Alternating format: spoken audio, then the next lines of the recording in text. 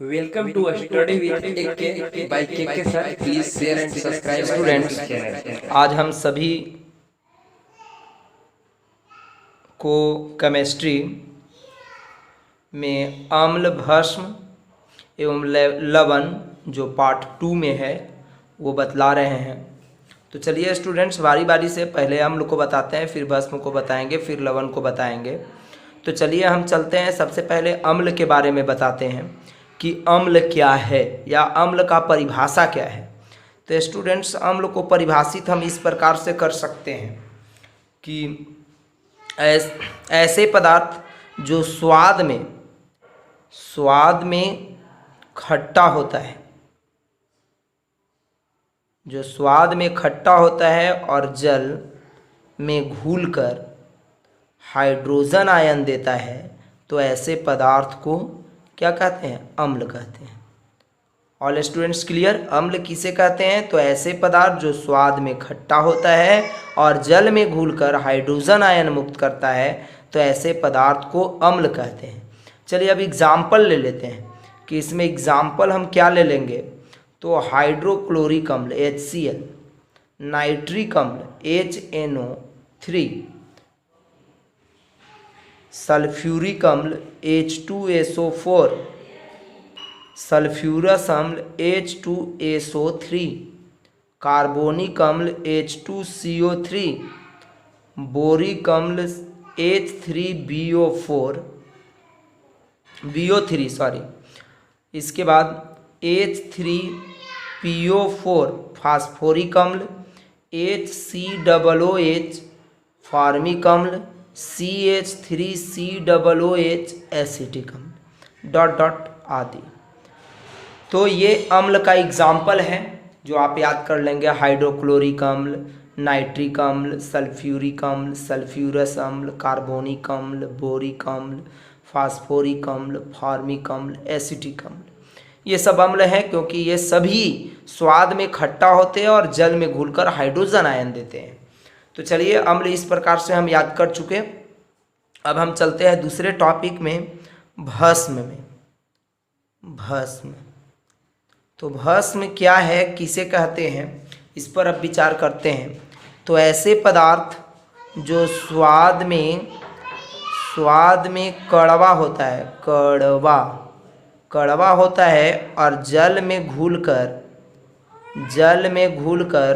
Hydro oxide ion देता है, तो ऐसे पदार्थ को क्या कहते हैं? भस्म कहते हैं। ऐसे पदार्थ को भस्म कहते हैं। फिर से भस्म को परिभाषित कर दें। ऐसे पदार्थ जो स्वाद में कड़वा होता है और जल में घुलकर हाइड्रो ऑक्साइड आयन देता है, तो ऐसे पदार्थ को भस्म कहते हैं। एग्जाम्पल तौर पर हम ले सकते हैं KOH भस्म है, इसको हम पढ़ेंगे potassium hydroxide, NaOH sodium hydroxide, MgOH Hal2, इसको पढ़ेंगे मैग्नीशियम हाइड्रोक्साइड।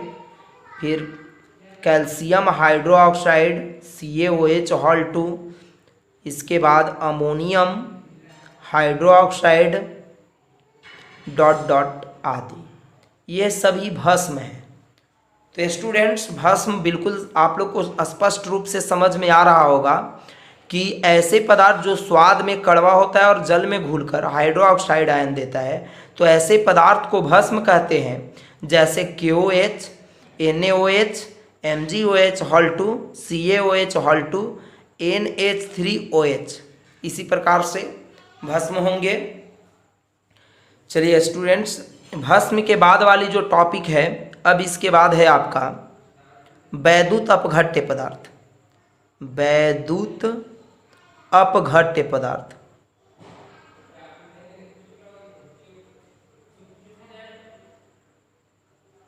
वैद्युत अपघट्य पदार्थ। अब ये हम जानने की कोशिश करते हैं कि वैद्युत अपघट्य पदार्थ है क्या। तो आप खुद जानते हैं कि शुद्ध जल जो है विद्युत का चालन नहीं करता है, यानी विद्युत का कुचालक होता है। तो अब यहाँ पर है स्टूडेंट्स कि ऐसे पदार्थ जिसे जल में डालने पर जल विद्युत का सुचालक हो जाता है, तो ऐसे पदार्थ को हम वैद्युत अपघट्य पदार्थ कहते हैं। फिर से डिफाइन कर दें ऐसे पदार्थ जिसे जल में डालने के फलस्वरूप जल विद्युत का चालन करने लगता है, तो ऐसे पदार्थ को वैद्युत अपघट्य पदार्थ कहते हैं। जैसे सभी अम्ल, इस सब सारे जितना भी अम्ल है वो सब वैद्युत अपघट्य पदार्थ है। सभी भस्म वैद्युत अपघट्य पदार्थ है। या लवण भी आएगा स्टूडेंट्स, तो लवण भी सभी जो है वो वैद्युत अपघट्य पदार्थ में आएगा। तो चलिए एग्जाम्पल इसको भी हम दे देते हैं एग्जाम्पल के रूप में। तो इसमें से 2-4 ले लेंगे, 2-4 इसमें से लेंगे।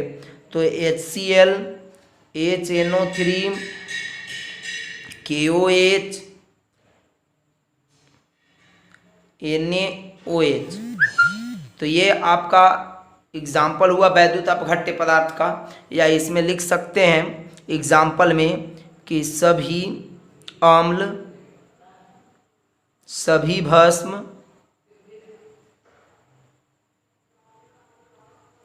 सभी लवण।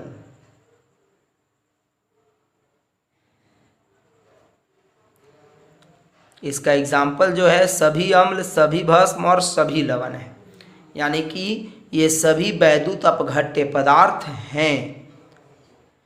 चलिए स्टूडेंट्स, तब अब इसके बाद हम चलते हैं अगला टॉपिक में। अगला टॉपिक है वैद्युत अनअपघट्य पदार्थ।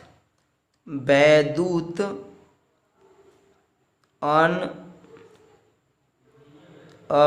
अनअपघट्य पदार्थ।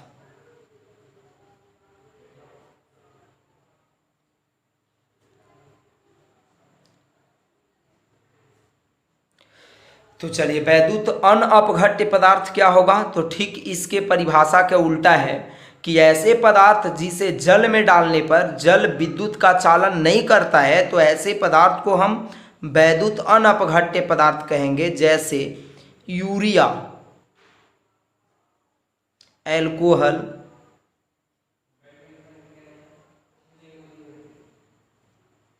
या अन्य कार्बनिक यौगिक होंगे, क्योंकि उसे डालने, लेकिन कार्बनिक यौगिक में जो अम्ल होंगे वो नहीं होंगे।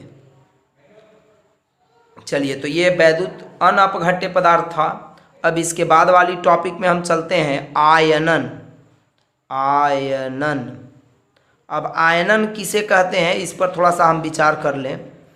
तो आयनन स्टूडेंट्स, जब किसी पदार्थ को जल में डालते हैं और वह पदार्थ आयन में टूट जाता है तो यह क्रिया आयनन कहलाती है। जैसे मान लीजिए कि आयनन में हम एग्जाम्पल ले लिया HCl को, जो डाल दिया H2O में, जल में डाल दिया। तो H2O में जैसे ही हम डालेंगे तो H प्लस आयन और Cl माइनस आयन में टूट जाएगा। तो ये क्रिया जो हो रही है वो आयनन हो रही है। तो इसी प्रकार से आप ले सकते हैं KOH का भी, कि जब इसे आप जल में डालेंगे तो K प्लस आयन और OH माइनस आयन में टूट जाएगा, अर्थात आयन में टूटने की क्रिया यहाँ हो रही है, तो वो आयनन है। तो एग्जाम्पल इस प्रकार से ले सकते हैं। फिर से हम आयनन को परिभाषित कर रहे हैं कि जब किसी पदार्थ को जल में डालते हैं और वह पदार्थ आयन में टूट जाता है तो यह क्रिया आयनन कहलाती है। चलिए स्टूडेंट्स, तो अब हम इसके बाद वाले टॉपिक में चलते हैं। इसके बाद वाले टॉपिक है आर्हेनियस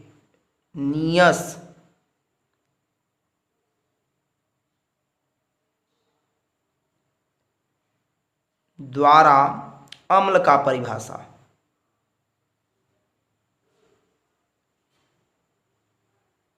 आर्हेनियस ने अम्ल को किस प्रकार परिभाषित किया। स्टूडेंट्स, थोड़ा सा ये वीडियो को गौर से देखिएगा, क्योंकि सारी जितने भी टॉपिक आपका अम्ल, भस्म और लवण में है, एक भी टॉपिक को हम छोड़कर नहीं आगे बढ़ रहे हैं, बल्कि एक आप बुक को देखेंगे तो लाइन बाय लाइन आपको टॉपिक मिलता रहेगा। तो चलिए स्टूडेंट्स, आर्हेनियस ने किस प्रकार से अम्ल को परिभाषित किया। तो आर्हेनियस ने बतलाया कि जो पदार्थ जल में घुलकर हाइड्रोजन आयन देते हैं, इसको हाइड्रोजन आयन पढ़ते हैं, हाइड्रोजन आयन देते हैं, तो वैसे पदार्थ को अम्ल कहते हैं। तो अब आएगा प्रश्न कि आर्हेनियस ने किस प्रकार अम्ल को परिभाषित किया। तो हम इसे अब आंसर लिख सकते हैं कि आर्हेनियस ने बतलाया कि जो पदार्थ जल में घुलकर हाइड्रोजन आयन देता है तो ऐसे पदार्थ को अम्ल कहते हैं। ऐसे पदार्थ को क्या कहते हैं? अम्ल कहते हैं। तो अब एग्जाम्पल तौर से आप ले सकते हैं, जैसे मान लीजिए कि अम्ल हम ले लिया HCl, अब इसको हम जल में डाल दिया, तो जल में जैसे ही डालेंगे H2O, जल का सूत्र है, जल में जैसे ही डालेंगे तो हाइड्रोजन आयन और क्लोरीन आयन मिला। तो यहाँ पर हाइड्रोजन आयन मिल रहा है, चूंकि आर्हेनियस ने बोला है कि जो पदार्थ जल में घुलकर हाइड्रोजन आयन देते हैं वह पदार्थ अम्ल कहलाता है, अर्थात यह जो HCl है वो जल में घुल करके हाइड्रोजन आयन दे रहा है, अर्थात इससे स्पष्ट है कि HCl जो है अम्ल है। अब दूसरा एग्जाम्पल जब हम लेते हैं HNO3, तो HNO3 का एग्जाम्पल हम ले रहे हैं, तो HNO3 में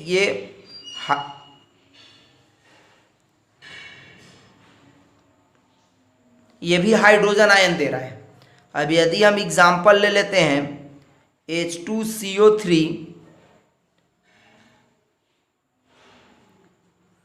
तो ये भी हाइड्रोजन आयन दे रहा है। तो ये हाइड्रोजन आयन दे रहा है स्टूडेंट्स, तो ये निश्चित तौर से ये सब हाइड्रोजन आयन प्राप्त हो रहा है, तो ये सभी अम्ल होंगे आर्हेनियस के अनुसार। अब होता है स्टूडेंट्स कि देखिए Cl पर अब यहाँ पर एक माइनस दिया, अब NO3 पर एक माइनस दिया, लेकिन CO3 पर 2 माइनस दे दिया। तो स्टूडेंट्स बहुत सारे कंफ्यूज होते हैं कि सर एक कभी देते हैं कभी 2 दे देते हैं। तो ये माइनस जो है स्टूडेंट्स संयोजकता शो कर रहा है, इसकी संयोजकता 2 होती है, इसलिए इस पर -2 है। तो स्टूडेंट्स इस प्रकार आर्हेनियस ने अम्ल को परिभाषित किया जो आप देख रहे हैं। तो चलिए स्टूडेंट्स अब हम चलते हैं आर्हेनियस ने भस्म को किस प्रकार परिभाषित किया। अब इस पर थोड़ा सा हम लोग गौर कर लेते हैं स्टूडेंट्स। तो आर्हेनियस अब भस्म को किस प्रकार परिभाषित किया, इस पर थोड़ा सा आप गौर करते हैं। तो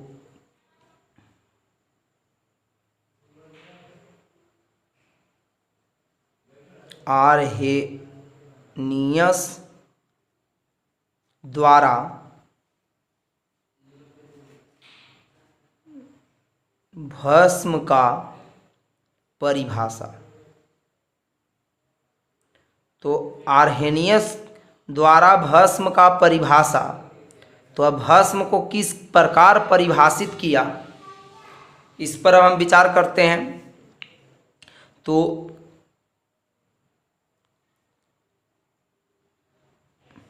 आर्हेनियस ने बताया कि जो पदार्थ जल में घुलकर हाइड्रोक्साइड आयन देते हैं तो ऐसे पदार्थ को भस्म कहते हैं। ऐसे पदार्थ जो जल में घुलकर हाइड्रोक्साइड आयन देते हैं तो ऐसे पदार्थ को भस्म कहते हैं। अब यदि आएगा कि आर्हेनियस ने भस्म को किस प्रकार परिभाषित किया, तो आर्हेनियस ने बतलाया कि जो पदार्थ जल में घुलकर हाइड्रोक्साइड आयन देते हैं तो ऐसे पदार्थ को भस्म कहते हैं। जैसे एग्जाम्पल तौर से हम ले लेंगे स्टूडेंट्स, तो एग्जाम्पल फर्स्ट, KOH को जल में डाले तो K प्लस और OH माइनस में। तो यहाँ पर स्टूडेंट्स अभी हम आर्हेनियस ने भस्म को बतलाया कि ऐसे पदार्थ जो जल में घुलकर हाइड्रोक्साइड आयन देते हैं तो ऐसे पदार्थ को भस्म कहते हैं। तो ये भी KOH जो है जल में घुलकर OH अर्थात हाइड्रोक्साइड आयन दिया, अर्थात यह भस्म है। तो इसी प्रकार से हम दूसरा एग्जाम्पल ले लेते हैं NaOH का। तो NaOH का लेते हैं, जब इसे हम जल में डालेंगे तो इस प्रकार से हमें ये भी हाइड्रोक्साइड आयन दिया। तीसरा एग्जाम्पल ले लेते हैं CaOH2, इसको भी जल में हम डाले तो इस प्रकार से ये भी हाइड्रोक्साइड आयन दिया। यदि चौथा हम एग्जाम्पल ले लेते हैं NH4OH, इसको भी हम जब जल में डालें तो NH4OH हाइड्रोक्साइड आयन ये भी दिया। अर्थात ये सभी जो है हाइड्रो ऑक्साइड आयन जल में घुल कर दे रहे हैं, अर्थात ये सभी भस्म हैं। आर्हेनियस ने एक और चीज यहां बताया कि भस्म के जलीय विलयन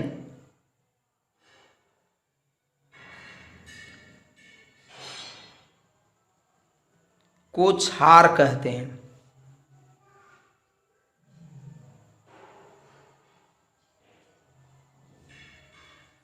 भस्म के जलीय विलयन को क्षार कहते हैं, अर्थात भस्म जो है यदि जल में डाले और वो घुल गया और विलयन तैयार हुआ तो अब वह क्षार कहलाएगा। अर्थात सभी भस्म क्षार नहीं होते, लेकिन सभी क्षार भस्म होते हैं। यहाँ क्लियर है स्टूडेंट्स? अब इसके बाद हम चलते हैं अगला टॉपिक में अम्ल का गुण। अम्ल का गुण, तो अम्ल के गुण में स्टूडेंट्स चलते हैं कि अम्ल के गुण निम्न हैं। पहला हम कहेंगे, तो सबसे पहले आप पहला तो परिभाषा से ही ले लीजिए कि यह स्वाद में क्या होता है, खट्टा होता है। दूसरा गुण में आप ले लीजिए कि यह जल में घुलकर हाइड्रोजन आयन देता है। तीसरा आप ले लीजिए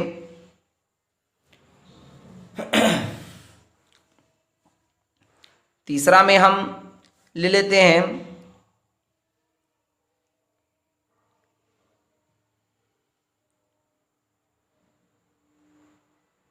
यह विषैला होता है। चौथा में यह तीव्र नाशक होता है, तीव्र नाशक होता है। पांचवा में यह लाल लिटमस पत्र को नीला कर देता है। लिटमस पत्र सूचक है, जो आगे हम बताएंगे सूचक किसे कहते हैं।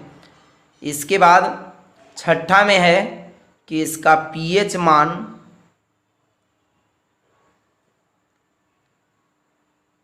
7 से कम होता है। सातवां में यह धातु के साथ संयोग कर लवण का निर्माण करता है और हाइड्रोजन गैस मुक्त करता है।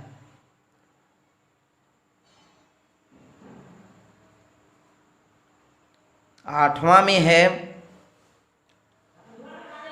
कि यह धातु के कार्बोनेट या बाइकार्बोनेट के साथ संयोग कर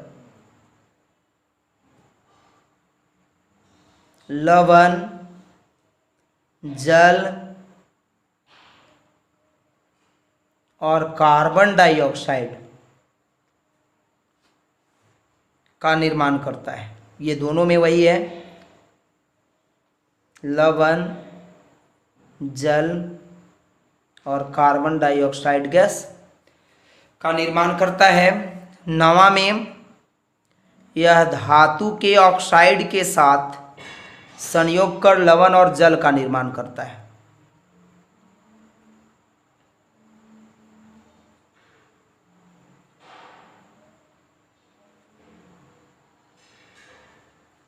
यह धातु के ऑक्साइड के साथ संयोग कर लवण और जल का निर्माण करता है।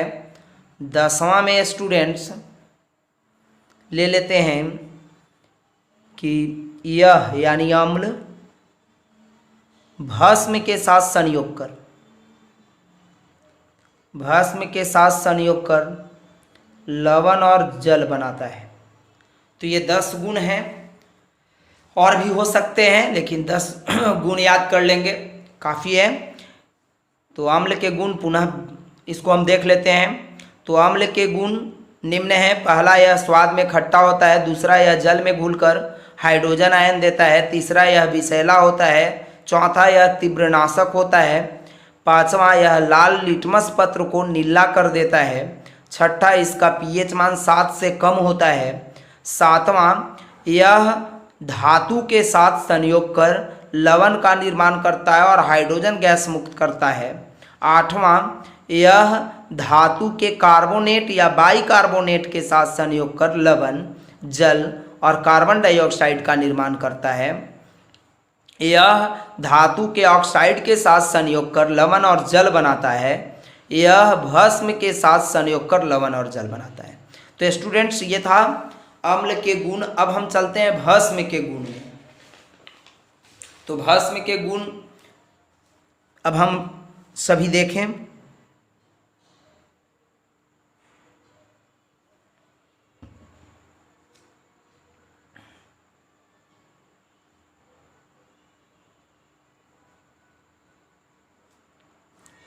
भस्म के गुण, तो अब इसमें हम चलते हैं। पहला तो परिभाषा से ही ले लेंगे कि यह स्वाद में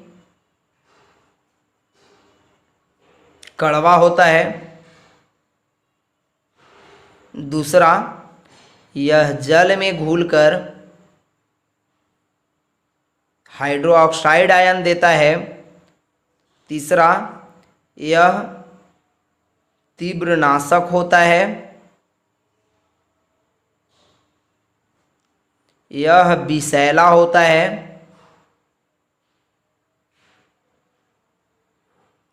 यह नीले लिटमस पत्र को लाल कर देता है। इसका पीएच मान 7 से अधिक होता है।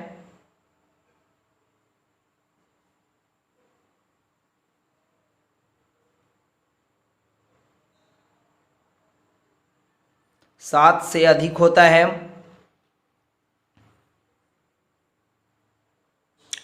सातवां,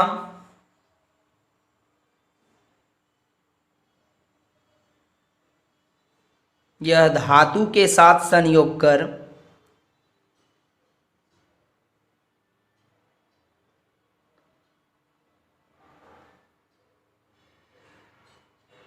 लवण का निर्माण करता है और हाइड्रोजन गैस मुक्त करता है। आठवां, यह अधातु के ऑक्साइड के साथ संयोग कर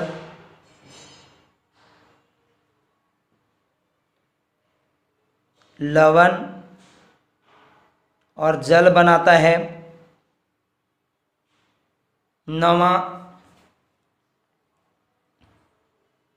यह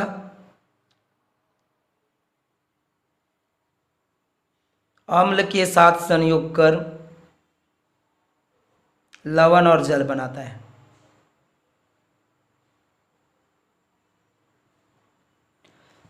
तो इस प्रकार से स्टूडेंट्स भस्म के गुण हो गया। तो आप इसे इसी प्रकार याद कर लेंगे।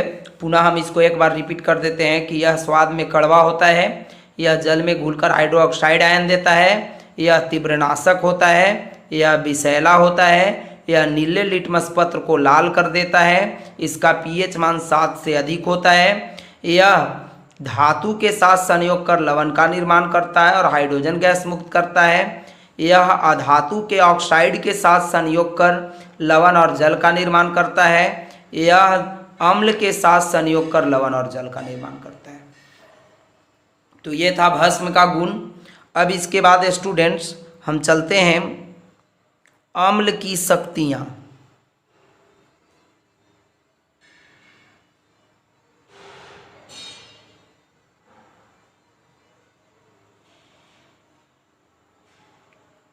अब अम्ल की शक्तियाँ पर हम विचार कर लें तो अब इस पर स्टूडेंट्स शक्ति के आधार से हम पर देखते हैं तो 2 प्रकार के अम्ल को लिख देते हैं। एक प्रबल अम्ल और एक दुर्बल अम्ल।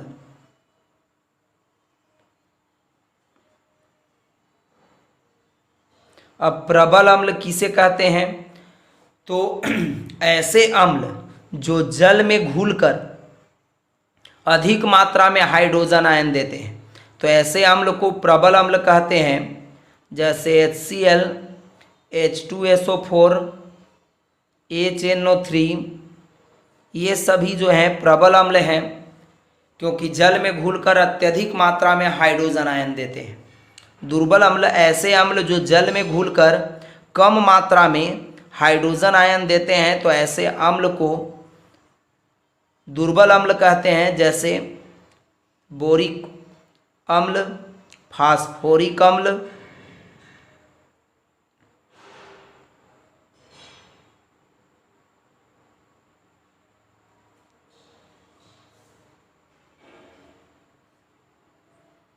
फॉर्मिक अम्ल, ये सब दुर्बल अम्ल है। अब इसी प्रकार से अगला टॉपिक जो है भस्म की शक्तियाँ। तो भस्म की शक्तियाँ, तो इसी प्रकार शक्ति के आधार पर हम देखेंगे तो भस्म भी दो प्रकार के होगा, प्रबल भस्म, दुर्बल भस्म।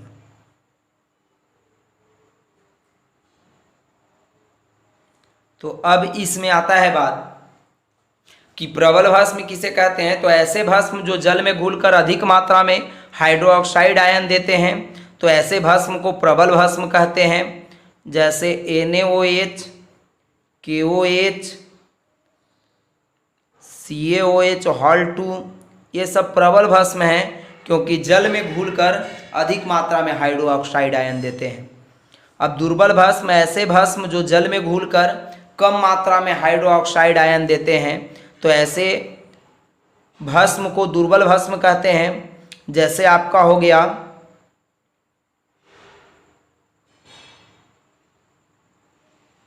अमोनियम हाइड्रोक्साइड,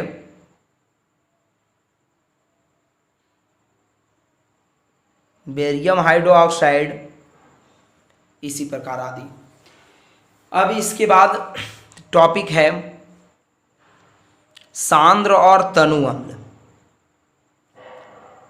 सांद्र अम्ल,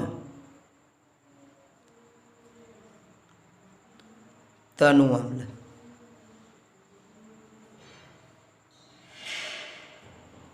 तो सांद्र अम्ल किसे कहते हैं? देखिए यहाँ पर सांद्र अम्ल का मतलब कि गढ़ा घोल, अम्ल का गढ़ा घोल, और तनु मतलब कि अम्ल का पतला घोल। तो सांद्र अम्ल किसे कहते हैं? तो जब जल में अम्ल पर्याप्त मात्रा में घुला हो, तो ऐसे अम्ल को सांद्र अम्ल कहते हैं। जैसे सभी अम्ल हो, इसका एग्जाम्पल में आ जाएगा क्योंकि घोल के आधार पर है। और इसमें तनु अम्ल में यदि जल में अम्ल अपर्याप्त मात्रा में घुला हो, जल में अम्ल अपर्याप्त मात्रा में घुला हो, तो ऐसे अम्ल को तनु अम्ल कहते हैं। तो स्टूडेंट्स, ये अम्ल सांद्र अम्ल और तनु अम्ल हुआ। तो इस प्रकार से आज हम आपको अम्ल और भस्म के बारे में बताए। अब इसके आगे वाला जो वीडियो है, आने वाला जो है, उसमें हम बताएंगे पीएच मान किससे रिलेटेड, पीएच मान। अब पीएच मान इसके आगे वाले वीडियो में होगा कि किसी भी विलयन का पीएच मान क्या है, सूचक क्या है, पीएच मान कैसे निकाला जाता है, पीएच मान का महत्व क्या है, इस पर चर्चा करेंगे। इससे पहले कुछ सूत्र जो है हम आप सभी को बता देते हैं, जो आप याद कर लेंगे, जिसका उपयोग हम पीएच मान में करेंगे। लॉग से रिलेटेड है।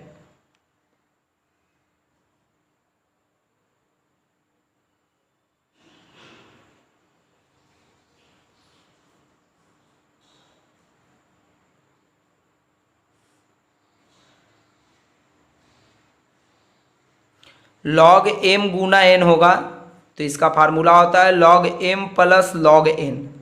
अब ये फार्मूला इधर से इधर और इधर से इधर दोनों तरफ यूज होगा, यानी कि log m plus log n बराबर, तो log m गुना n हो जाएगा। दूसरा फार्मूला है log का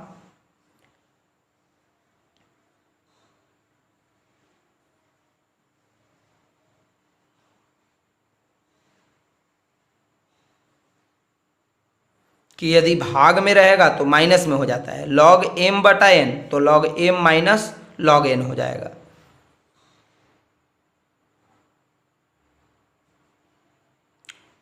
log m के पावर n है तो n आगे आ जाता है, यानी n log m हो जाएगा।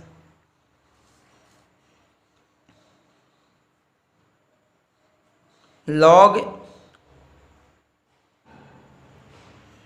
a के पावर b गुना log b के पावर a है तो इसका वैल्यू 1 होगा। log a के पावर b गुना log b के पावर c है तो log a के पावर c होगा।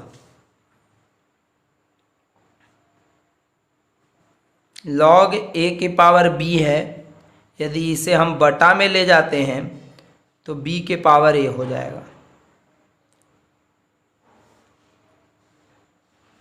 log a के पावर b है तो इसको लिख सकते हैं हम log b बटा log a।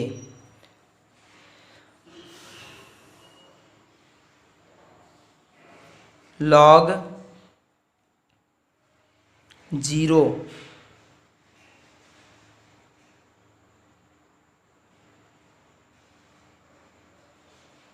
10 का वैल्यू 1 होता है।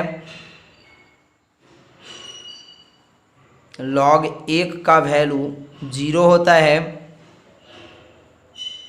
log 100 का वैल्यू 2 होता है।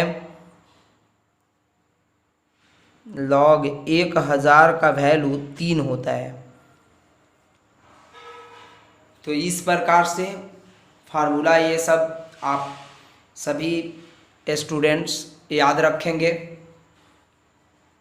तो इससे इसी प्रकार हम क्वेश्चंस को सॉल्व करेंगे। पीएच मान अभी हमने कहा कि बताएंगे। चलिए स्टूडेंट्स, बहुत बहुत धन्यवाद आप सभी को। शायद हमारा पढ़ाया हुआ बहुत काफ़ी बेहतर लगा।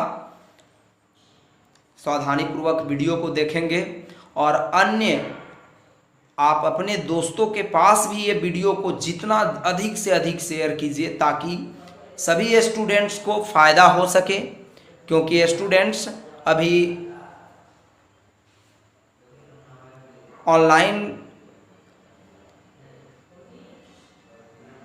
शिक्षा का बहुत काफ़ी महत्व है, क्योंकि सारे शिक्षण संस्थान अभी बंद हैं।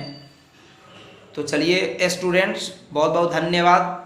आप सभी जो है इस वीडियो को देखें सावधानीपूर्वक और इसे याद करें।